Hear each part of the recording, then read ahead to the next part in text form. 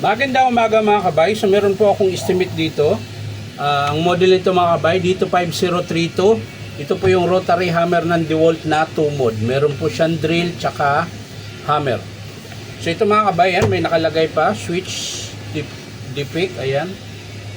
O baka ito sinasabi niya kasi yung switch niya gumagana naman. Ayan, testing natin.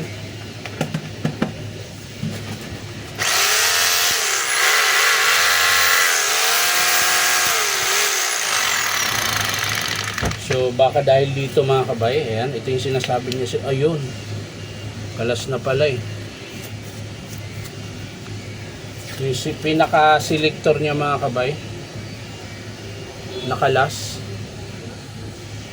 Ayan.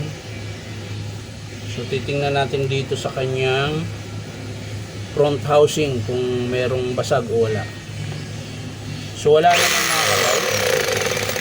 So adjust lang natin. Ito yung selector. Makikita nyo yun dyan mga kabay, ito. Itong bakal na to. Yung pinapasukan ng pin nya. Lagay lang natin sa gitna.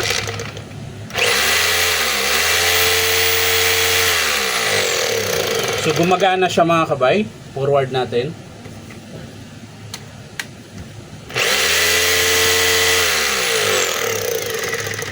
So gumagana din yung forward tsaka reverse. So ibig sabihin dito lang talaga mga kabay. So maaaring nakalas ito. Sumobra sa pagpihit. Kaya tingnan natin, balik lang natin ito. Mahaba pa naman siya mga kabay, hindi naman siya naputol. Ayan, mahaba pa yung pin niya. So maaaring nagkamali lang sila ng select. So balik natin.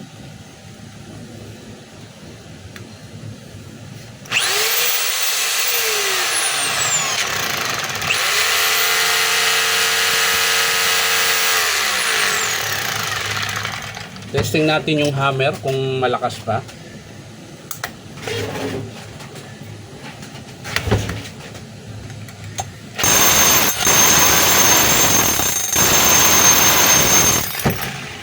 So okay pa yung hammer mga kabay. Lagay natin sa drill.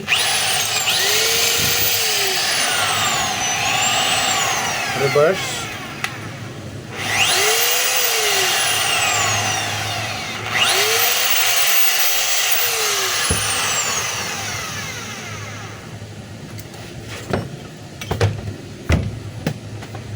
So wala po siyang problema mga kabay, nakalas lang po. Pero para makasiguro tayo mga kabay, palitan na natin tong kanyang lever. Ayan. So pagkalas yan mga kabay, ganun pa rin, pihitin nyo lang. Pag matigas, gamit kayo ng pliers. Pakaliwa ang pihit mga kabay. Yan. Tapos angat nyo lang. Uga-ugain nyo lang yan. So palitan ko to ng lever mga kabay, yung bakal na yung kanyang pin. Ayan, ito kasi plastic mga kabay. So minsan pag nagkamali kayo ng select, pag napasubra, parang bumabaluktot lang ito. Kaya minsan lumalagpas. So papalitan natin ng bakal mga kabay. Saglit lang. So ayan mga kabay. Ito po yung selector na ipapalit natin. Bakal na po siya. Ayan, bakal na po yung pinaka-pin. Ayan. Ito yung dati niya. Ayan. Ito yung dati, plastic.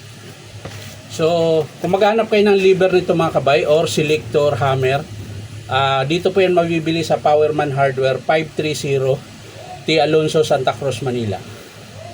Yung part number niya mga kabay, in417861. Ayan, so yan po yung ikakabit natin dito mga kabay. So, ang presyo pala nito mga kabay, nasa 300 plus. So, plus labor na 350, 650 lahat mga kabay kapag bumili kayo nito pag pinakabit nyo rito. Ayan. So lagay lang natin sa gitna ulit pinaka selector niya mga kabay. Ayan, kita nyo yung bakal na dalawa, yung nakaganon. Diyan nyo po ipapasok itong pin.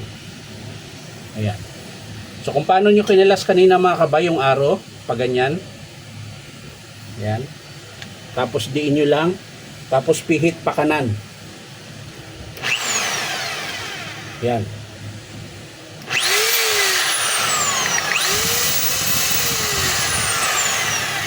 So pag nagsilik kasi kayo mga kabay, minsan pipisilin nyo ito. Ito po, yan. Pinipisil po yan para i-release nyo yung lock. Ayan, pag pinisil nyo, kailangan hanggang dyan ka lang. Huwag mo nang pilitin na pihitin pa dito pababa. Kasi tumod lang siya.